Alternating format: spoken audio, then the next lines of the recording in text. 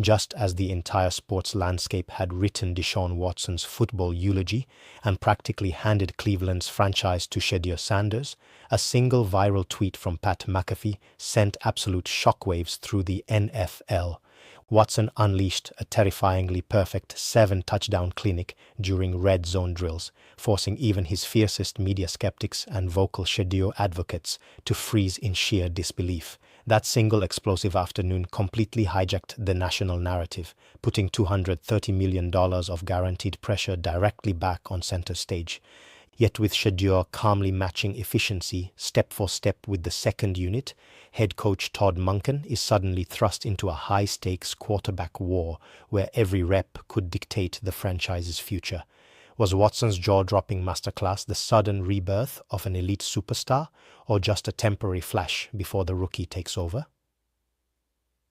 The digital realm of professional football operates on a currency of momentum, outrage, and instantaneous consensus. In an era where sports media moves at light speed, a single moment in the dead heat of August training camp can redefine the landscape of an entire franchise. For weeks, the prevailing sentiment surrounding the Cleveland Browns quarterback room felt completely etched in stone. The national panel shows, the sports radio airwaves, and the dominant echo chambers of social media had effectively closed the book on Deshaun Watson. The consensus was overwhelming. The grand $230 million experiment had reached its inevitable end, and the ushering in of the Shedeur Sanders era was no longer a question of if, but precisely when. That comfortable, prepackaged narrative hit a brick wall at top speed, collapsing under the weight of a singular social media post that paralyzed every timeline in the football universe. When Pat McAfee posted a raw, visceral, profanity-laced two-word reaction on his account, a stark, unfiltered declaration that simply read, "Holy expletive," it acted as a massive shockwave across the gridiron landscape. McAfee is not merely another pundit floating in a sea of talking heads. He represents the modern pulse of NFL coverage. His daily broadcast serves as the undisputed central town square where narrative trends are forged, amplified, and immortalized. For months, McAfee had been one of the most prominent, unwavering flags on the island of Shedeur Sanders, repeatedly championing the young phenom as the obvious, magnetic, and inescapable future of Cleveland's offense. So when McAfee dropped his jaw live for millions to see, it wasn't just a fan reacting to a practice highlight, it was the symbolic surrender of the media's leading skeptic. The catalyst for this sudden, seismic shift was an afternoon inside the confines of the practice facility that bordered on the absurd. Under the sweltering summer sun, Watson stepped into red zone installation drills and delivered an execution so relentlessly lethal that it felt like a total glitch in reality. Facing a defensive unit that had spent the preceding week dissecting passes and forcing turnovers, Watson dialed into an untouchable rhythm. The airtight coverage schemes that usually dominate tight window red zone work dissolved into dust. Drive after drive, Watson dissected the secondary with surgical precision, ripping passes into impossibly tight lanes, dropping soft touchdowns into the back corners of the end zone, and completely command-controlling the field in a way Cleveland fans had not witnessed since his glory days in Texas. The juxtaposition could not have been starker or more dramatic. Just days prior, the national consensus had concluded that Watson looked completely broken, devoid of confidence, and ready to be buried on the depth chart. Critics had practically written off his remaining salary as dead weight, openly debating how quickly the coaching staff could bench the veteran without causing an explosive locker room revolt. The arrival of Shedeur Sanders had injected an electric, almost intoxicating energy into the city, creating an incredible groundswell of fan backing that demanded the young signal caller be awarded the starting nod immediately. The stage had been meticulously set for a quick, seamless passing of the torch. Then, in a matter of 2 hours, Watson blew up the script entirely.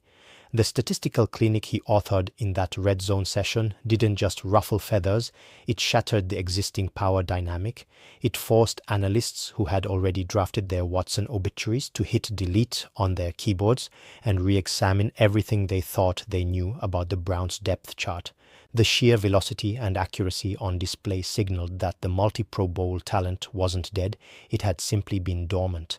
The viral frenzy that followed McAfee's tweet wasn't just noise, it was the collective realization of an entire league that the most expensive, heavily scrutinized quarterback battle in modern NFL history had officially descended into absolute chaos. To fully grasp the magnitude of the tremor that shook Cleveland on day 7 of training camp, one must first measure the depth of the valley from which Deshaun Watson climbed. The opening stretch of camp had been nothing short of an unmitigated disaster for the veteran signal caller.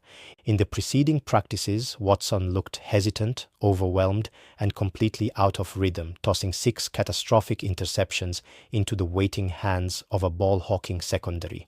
Local reporters were keeping a meticulous tally of his mistakes, and each errant pass felt like another nail in the coffin of his starting career. The surrounding noise had reached a deafening pitch. Fans in attendance were audibly groaning with every missed throw, while sports talk hosts openly calculated the dead cap penalty of cutting him outright. Watson was drowning in a narrative of decay, and the tide seemed entirely irreversible. Then came the red zone period of day 7, a session that will be analyzed for months to come. As the afternoon, the narrative fractured. Stepping onto the field for 7-on-7 goal-to-go drills, Watson didn't just rebound, he delivered a performance of breathtaking, clinical perfection. Over the course of the session, Watson completed a staggering 17 of 20 passes, throwing 7 touchdowns and 0 interceptions in a display so dominant it left defensive coordinators shaking their heads. He operated with a velocity and decisiveness that had been completely absent earlier in the week. There was no lingering hesitation, no double clutching in the pocket, and no erratic footwork. Every snap resulted in a cold, calculated strike, driving the ball into tight, unforgiving windows before the secondary could even react. The mechanics of the onslaught were pure, unadulterated artistry. Watson began by establishing an immediate electric rapport with Jerry Jeudy. On a crucial goal line snap, Jeudy snapped off a razor-sharp slant route, and Watson placed the football precisely where only his receiver could secure it, netting a crisp touchdown. Moments later, Watson turned his attention to the explosive young playmakers, locking in with high-flying rookie Casey Concepcion and speedster Isaiah Bond. Rolling slightly to his right to extend a play, Watson unleashed a sidearm laser into the back corner of the end zone, fitting the ball over the outstretched arms of a closing safety and directly into Concepcion's breadbasket.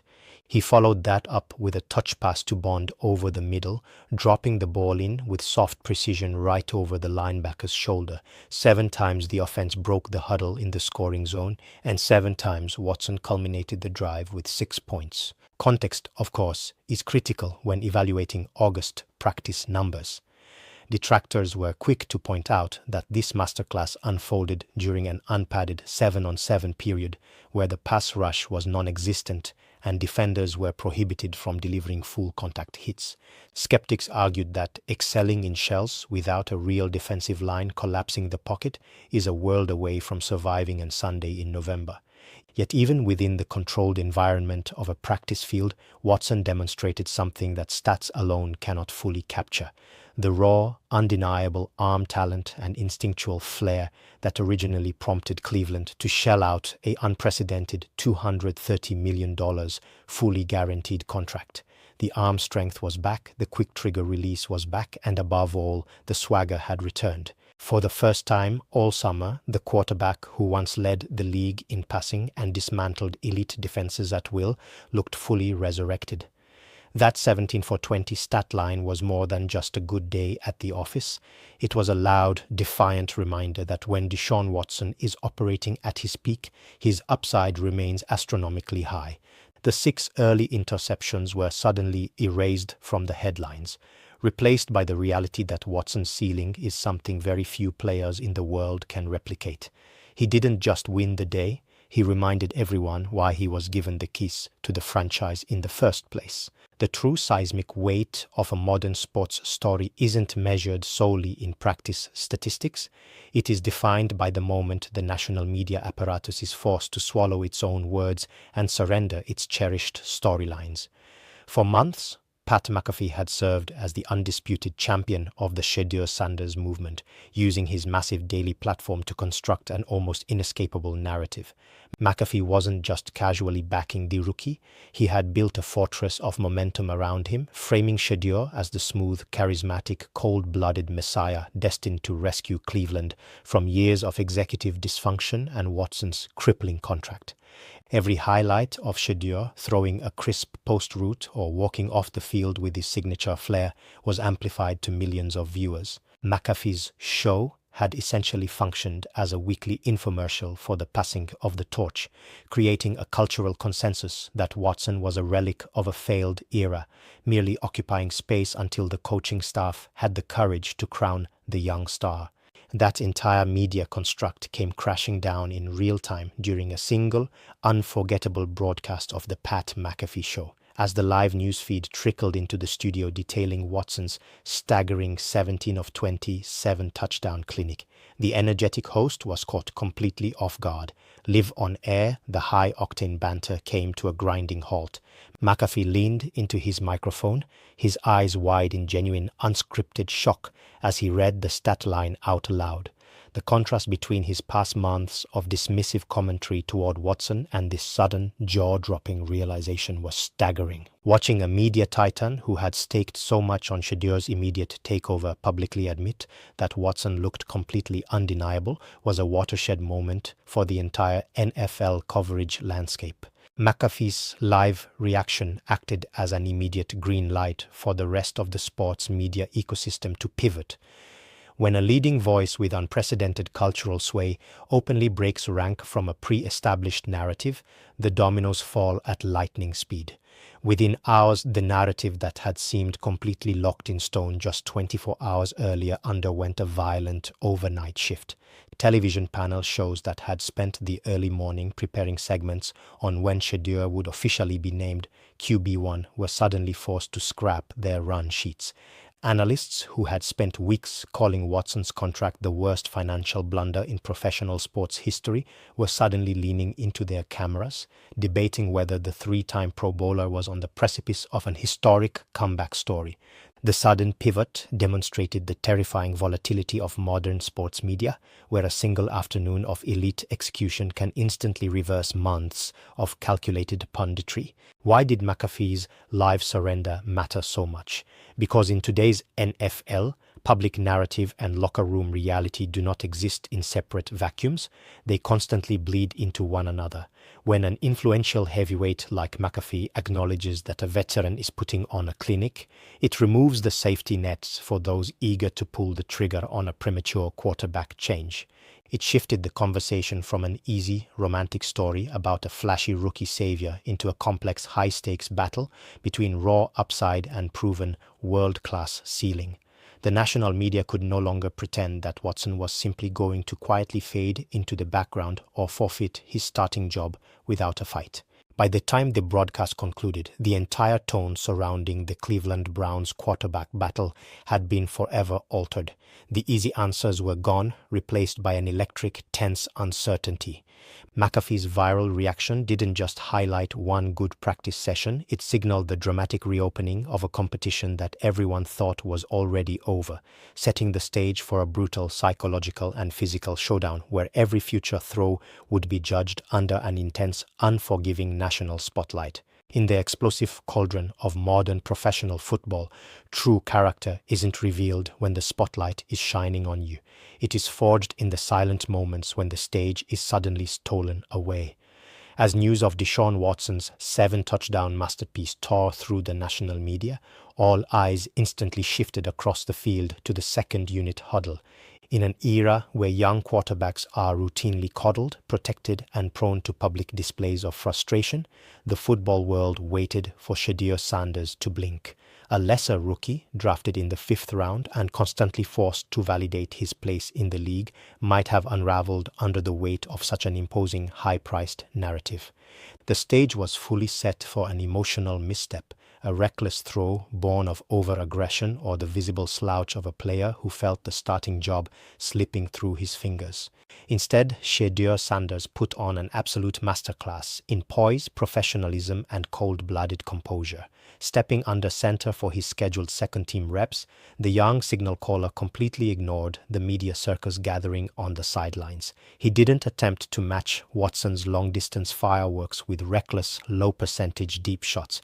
Operating within the structure of head coach Todd Monken's intricate, fast-paced offensive system, Shedeur simply took what the defense gave him, conducting the second-unit offense with the calm, methodical precision of a 10-year veteran. Drive after drive, he sliced through linebackers with crisp intermediate throws, manipulated safety help with subtle eye movements, and navigated muddy pockets with elite spatial awareness. The sequence that followed Watson's viral drill was a testament to Shedeur's unshakable psychological wiring. On a 3rd and 7 from the red zone, under intense blitz pressure from a charging linebacker, Shedeur calmly stepped up into a collapsing pocket, absorbed a heavy pop, and delivered a sidearm dart on a shallow crosser that went for 6 points.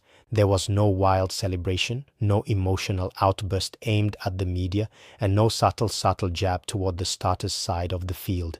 He simply flipped the football back to the official, tapped his offensive linemen on their helmets, and trotted back to the sideline.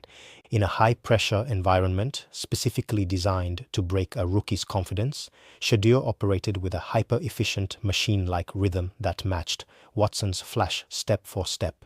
This understated, relentless consistency created an entirely new layer of intrigue for the coaching staff. While Watson provided the mind-bending highlight reel velocity that generates clicks and leads television broadcasts, Shedeur was delivering the steady, low-turnover, high-efficiency execution that coaches crave when building a championship system. He demonstrated an advanced understanding of situational football, refusing to force passes into dangerous coverage and consistently making the correct pre-snap checks. While the national media was busy declaring Watson's triumphant return, the players on the field and the coaches holding the whistles witnessed a rookie who refused to yield an inch of ground in the depth chart battle. By refusing to fold under the immense pressure of Watson's dominant afternoon, Shedeur Sanders effectively transformed a potential knockout blow into an intense, grueling war of attrition. He proved that he wasn't just a popular name riding a wave of social media hype, but a legitimate, ice-cold competitor capable of weathering the storm. He didn't need a viral tweet or a live media surrender to make his point. His response was written in flawless mechanics, precise execution, and an unwavering demeanor. As the afternoon practice finally drew to a close, one undeniable truth remained hanging over the facility. Watson had grabbed the headlines with a sensational burst of lightning, but Shedeur Sanders was ensuring this quarterback battle would be fought down to the absolute last breath. Now, head coach Todd Monken and the Cleveland front office find themselves trapped in the ultimate NFL dilemma, weighing the breathtaking, unpredictable flash of a high-priced veteran against the steady, scalable upside of a young face of the franchise. On one side of the ledger sits Deshaun Watson, backed by a staggering $46 million guaranteed cap hit that looms over the organization like an insurmountable monolith. Bench relocating that caliber of financial investment to the sidelines is a terrifying, career-defining gamble for any executive suite, especially when Watson shows tantalizing glimpses of the elite, franchise-altering talent that justified the contract in the first place. Yet, as history has repeatedly shown, one jaw-dropping summer afternoon inside the pristine confines of red zone drills does not erase years of physical durability concerns, off-field baggage, and agonizing inconsistency. On the other side of the dynamic stands Shedeur Sanders, armed with something far more potent than guaranteed millions, an overwhelming wave of fan backing, magnetic star power, and a modern skill set tailored for the future. Shedeur represents a clean slate, a spark of youthful optimism for a fan base desperately yearning for stability, and a leader they can genuinely rally behind. While Watson's ceiling on his best day might still touch the stratosphere, Shedeur offers a foundation of high floor efficiency, operational poise, and cheap rookie labor that allows front offices to construct a complete roster around him. Monken's true challenge isn't merely picking the better thrower on a warm afternoon in August. It is determining whether Watson's 7-touchdown clinic was a legitimate, sustainable rebirth or simply a temporary, fleeting flash before the inevitable transition to the rookie occurs. As training camp marches forward and live game preseason action approaches, the pressure on the coaching staff will reach an absolute fever pitch. Monken knows that every decision made under the magnifying glass of this quarterback competition carries franchise-altering consequences. Choose Watson, and you risk suffocating the development of a potential star in Shedeur, alienating a fan base ready to turn the page, and leaving the team vulnerable to the same erratic play that plagued past seasons. Pivot to Shedeur, and you effectively write off the most expensive contract in professional football history, signaling to the locker room that reputation and salary mean nothing when performance is on the line. Every snap, every read, and every throw in practice is no longer just a routine rep. It is a referendum on the future direction of the Cleveland Browns. This is the chaotic, fascinating beauty of modern professional sports, where narrative momentum can pivot on a single tweet, but ultimate success is dictated by cold, ruthless consistency. Watson proved he still possesses the raw, electric arm talent capable of sending shockwaves through the national media and shocking even his harshest skeptics into pure disbelief. But Shedeur Sanders proved he possesses the mental toughness to stand in the eye of the storm without flinching, proving that he will not quietly yield the spotlight to anyone.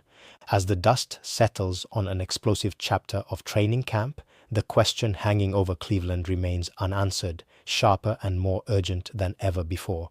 Will Todd Monken bet on the high-priced, explosive flash of a former superstar fighting for his career, or will he hand the keys to the steady, unshakable rookie ready to usher in a new era?